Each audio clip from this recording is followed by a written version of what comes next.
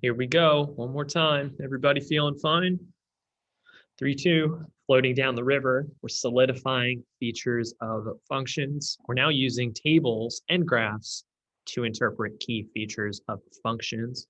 A quick refresher on some functions we can talk about.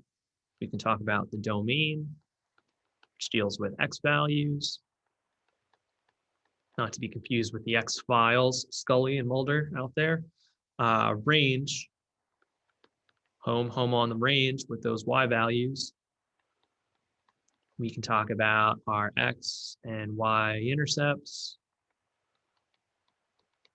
Of course, y-intercept intersects the y-axis, x-intercept intercepts the x-axis.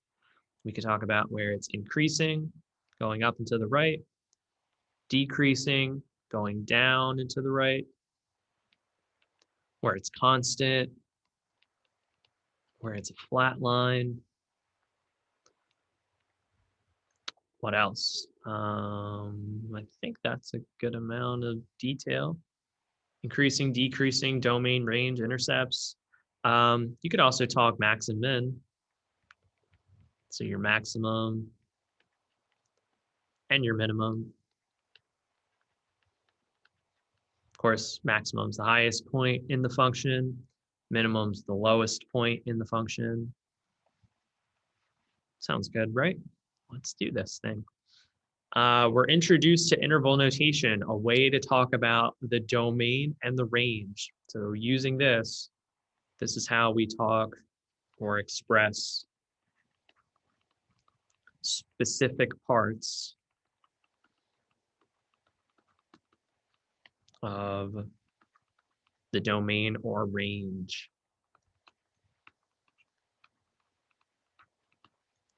So this is saying that an interval is a connected subset of numbers. Sometimes you just want to highlight on 2 through 3. Maybe you want to highlight on 5 through 10. Sometimes you have to connect the two. But interval notation is an alternative to expressing your answer as an inequality. Unless specified otherwise, we will be working with real numbers, which again, we've seen this before. It deals with negative numbers, negative fractions, 0, whole numbers, those positive fractions as well, all that good stuff.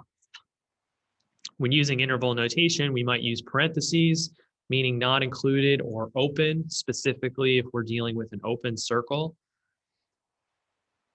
or a dashed line. I should also mention that if our line is dashed, we can also do that. We use, so again, this is called parentheses.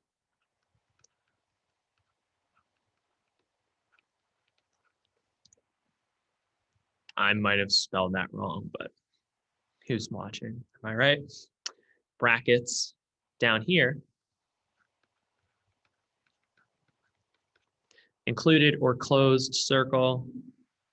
When we say included, it means that it's most likely a solid line. So be open to those interpretations. We see we could use the inequality 2 less than or equal to x less than 6.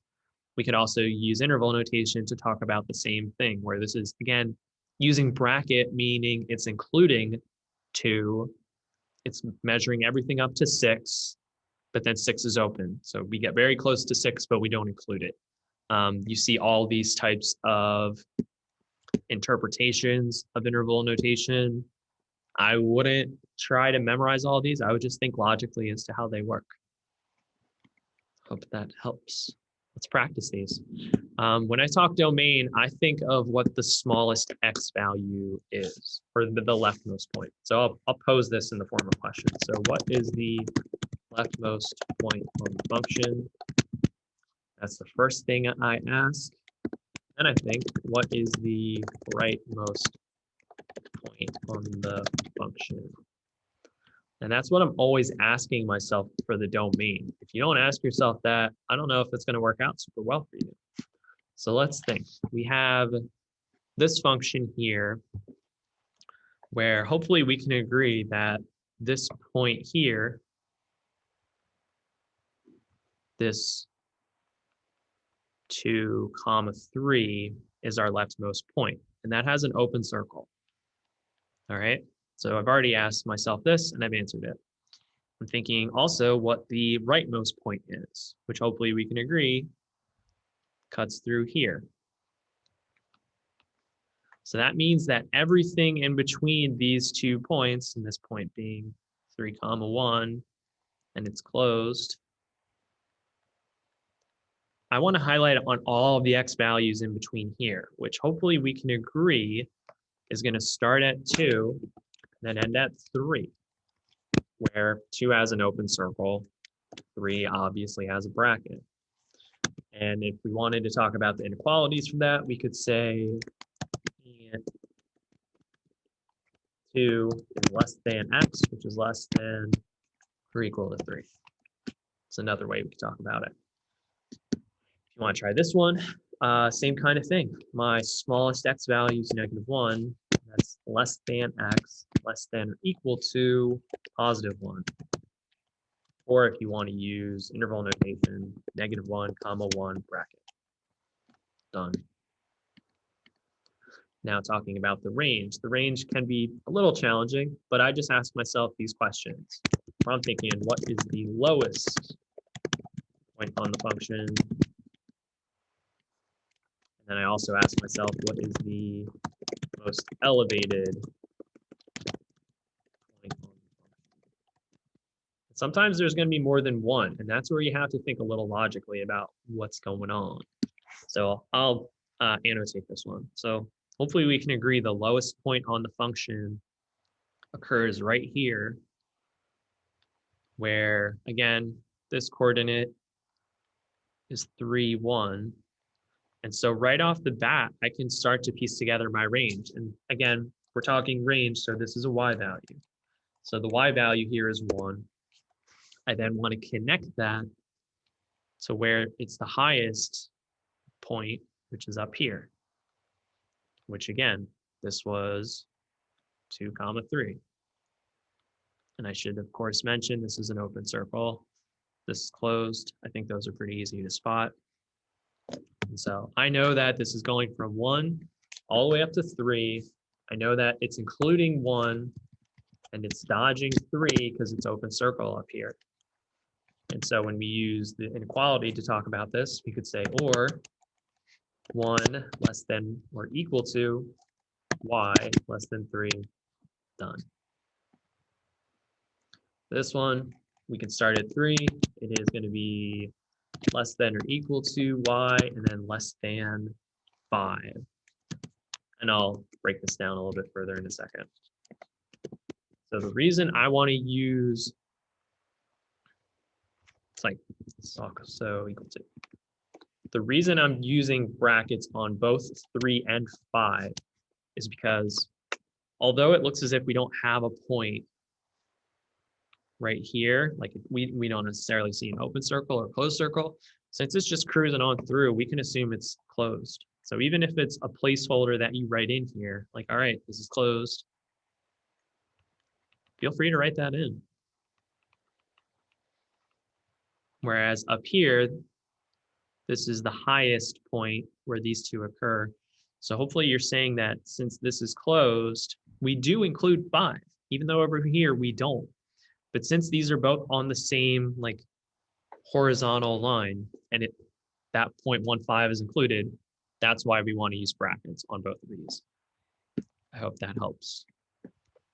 Let's see the rest of these, and then we'll dive into the rest of what's going on. Smallest x value that's used is -2. Open circle. This goes all the way to 4. Done. From -2 to 4. For the range, this one's tough, but remember these. This point right here is also considered the lowest, like the minimum. And even though it's not written, you could claim this as a closed circle. So do that. So our lowest point here is -3. It's less than or equal to y, which is less than or equal to +3. So bracket -3, 3, bracket. Domain starting at 2, this is less than x, this is less than 4. Less than or equal to, that is. 4. Could dance all day with these. parentheses on -2, going all the way up to 2, parentheses, -2, less than y, less than 2. Done. Keep it going. I see a bunch of students say that this is the leftmost point, but it's like the leftmost point's like way out here in this like a belly right here, where you can ballpark this to be approximately -0.5, comma, -3. So you got to give respect to that. So let's bracket it up, -0.5 all the way over to 4. Use an open circle there. Less than or equal to x, less than 4, done. Range definitely from -4 all the way up to 1. Use brackets on both. Sorry, parentheses on both. Domain here. Most left point occurs when x is 0, goes all the way up to where it's 4. We use parentheses around it. And as interval notation, 0 is going to be less than x, less than 4. Range, lowest points, -1. This is equal to y, which is less than 4, because 4 is the highest point, the y coordinate up here. So bracket, -1, comma 4, done. Hopefully I'm getting all these right. I'm kind of moving through them pretty quickly. This is 0, bracket, all the way to 4, done. I'm just going to do interval notation now. -3 with parentheses all the way over to 1, parentheses, done. Bracket, -3, because that's the lowest x coordinate, all the way over to 5 with parentheses, done. Parentheses, -5, all the way up to 5, bracket it, done. All right, let's get into the actual activity. We're floating down this river. We talked about all of these features mentioned here. We get a little bit of data from a river float that's going on. So let's do this. Students collected data as they floated down the river. Of course, they are mathematically minded. Alonzo's data on the depth of the river is in the table below. 3 things that you notice and 1 thing you wonder. Tons of answers you could write in here. So I know that the version of time is consistently adding 10.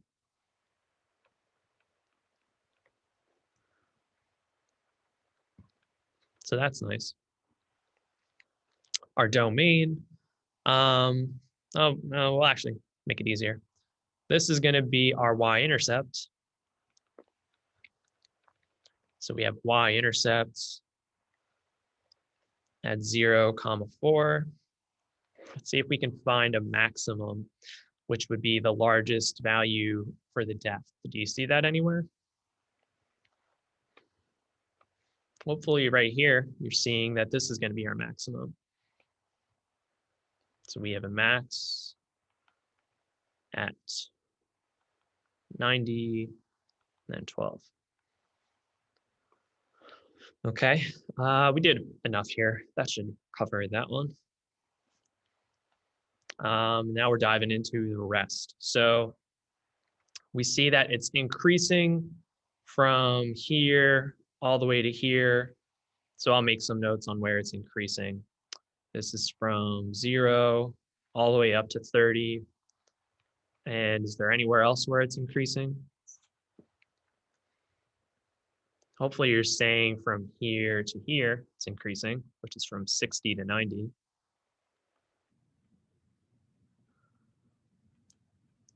And what about decreasing?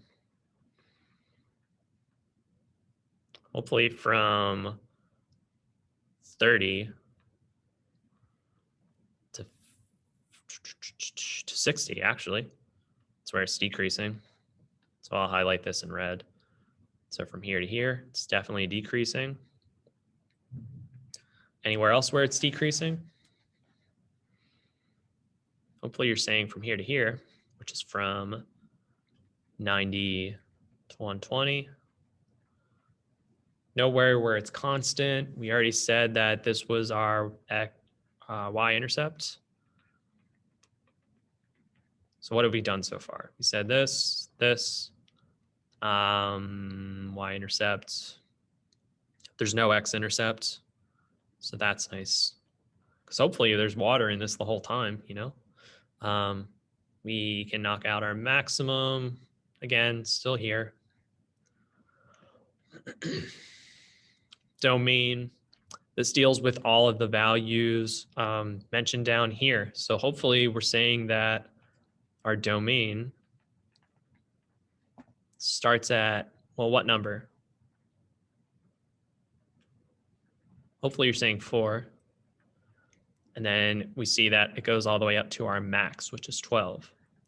So we can actually say that we have a minimum at here and here. So we can say that our minimum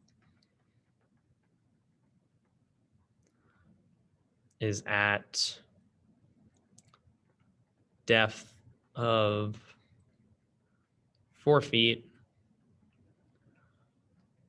and time of 0 or 60 minutes. Pretty cool, huh? So we talked minimum, domain, we talked about that. Our range is going to go from 0 to 120. So 0, 120, and we're including those values, so we use brackets. Pause the video if you need this information.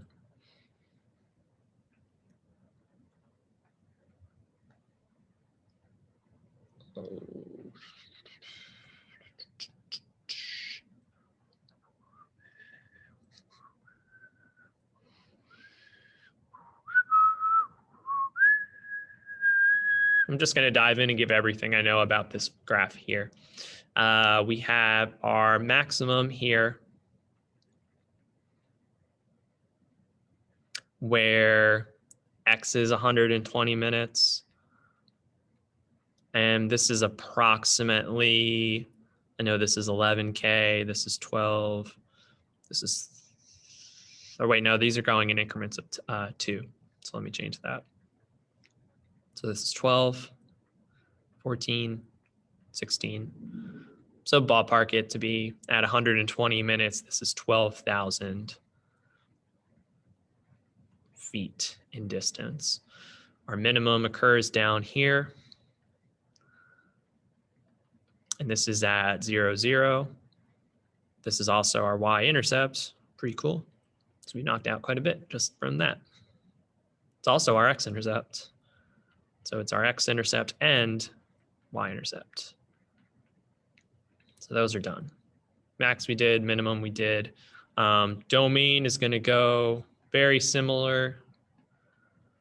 Starting at 0, we go all the way to 120.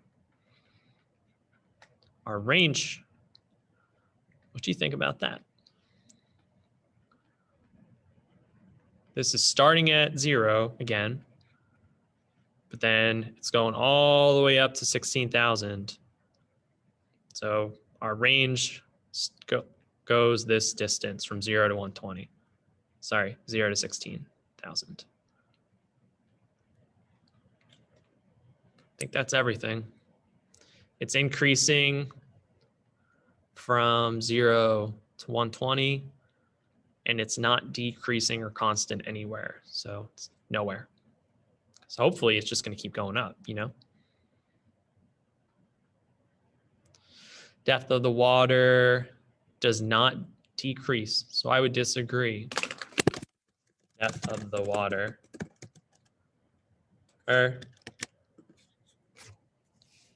No, this is right. Yeah, this is right. I was thinking of the other one.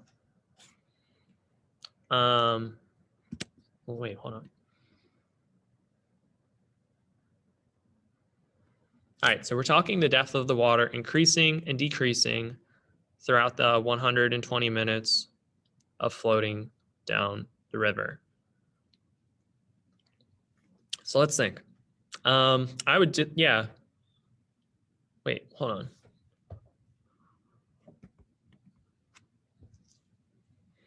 The depth of the water. So this is talking about the table. increases and decreases throughout the 120 minutes of floating down the river. Yeah, that's right. Yeah, because it was going up from, I think, 0 to 30 minutes, and also decreasing from 30 to 60. There might have been some times where it was constant, but we didn't see any consistent intervals in the span of 10 minutes. So there might have been that. But okay. Distance traveled is greater during the last 10 minutes of the trip than during any other 10-minute interval of time. What do you think?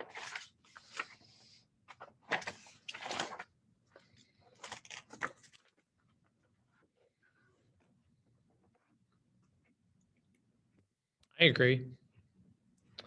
Reason being, there are times when they are moving very slow, but the distance traveled. Wait, hold on.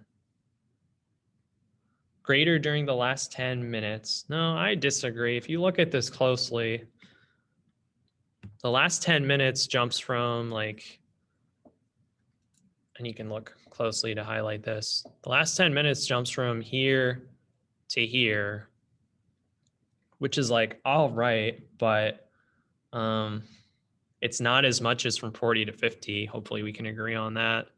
40 to 50 jumped just a little bit more, but it's pretty close, awfully close rather. So that's why for that one, I'm disagreeing. Domain of Maria's distance and time is all real numbers. No, because we said that it was just from 0 to 20.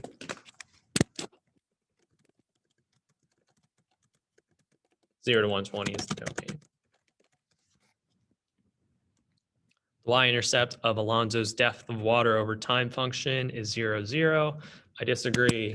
It was actually, if you want to get down to it, 0, 4. Distance traveled increases and decreases over time. Disagree. We're always getting farther from where we started. Hopefully, assuming we have a good driver.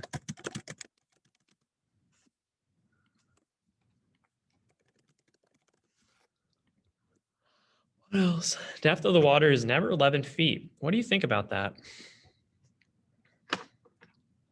Well, we do see a jump, and that occurs from 80 to 90 minutes, where it goes from 7 to 12. So think about that.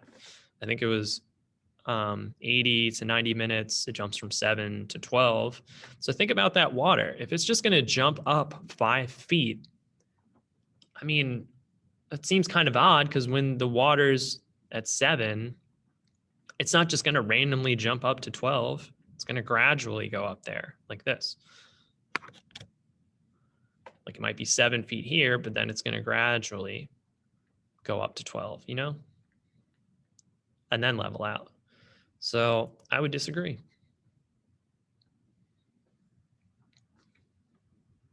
The range of Maria's distance time covered is 0 to 15,000. We said that this was from 0 to 16,000.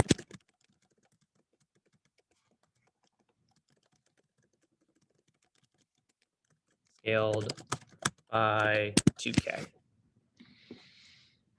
The domain is 0 to 120. I would agree. The range of Alonso's depth of water over time is 4 to 5. I don't know about all of that. We said it was from 4 to 12. 12 because our max occurred at a depth of 12 feet. There you go. Maria's distance time graph has no maximum value. I disagree. Because again, our maximum value is at 0, 6,000. And we said that when we looked at the graph, so that should help there. Depth of water reached a maximum at 30 minutes. I don't think so personally. Because remember, like at 30 minutes, it's pretty tall for the time being, but think about how that would look if it was graphed out. Because I think at 30 minutes, it's not that tall. It like, again, starts at 4 and then just kept going up. But remember that our max was at 12. So we would actually call at 30 minutes, that's a relative maximum. However, it's not the maximum for the entire function. Come on, yo. There you go. That's everything. If you watched this whole thing, kudos to you. Hopefully you took away something or saw something written a little differently. If you have any questions, reach out. Thanks for watching.